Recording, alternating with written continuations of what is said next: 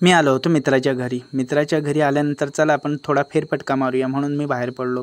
तुम्ही पाहता ही विहीर त्याची आणि त्यानंतर इथे केळी, पोपळीच्या माडाच्या बागा आहेत आणि त्याच्या खाली समोरच बघितलं तर एक छानशी नदी निवेंडीची वाहते.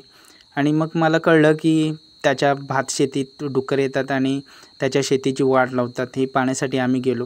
पण नदीच्या काठून फिरताना दुतर्फा झाडी पाहून एकदम मन प्रसन्न होत होतं. तुम्ही पाहू शकता ही वाहणारं पाणी एकदम छान वाटत होतं. आणि मग काय आम्ही तो थोडा बांधवरती चढलो आणि त्याच्या शेतात गेलो.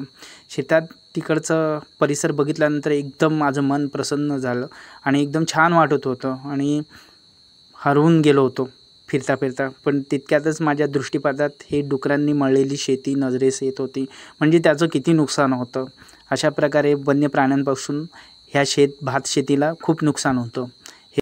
पण मी इथल्या निसर्गात लुफ्त उठवत होतो, आनंद घेत होतो. तुम्ही पाहू शकता हा निसर्ग.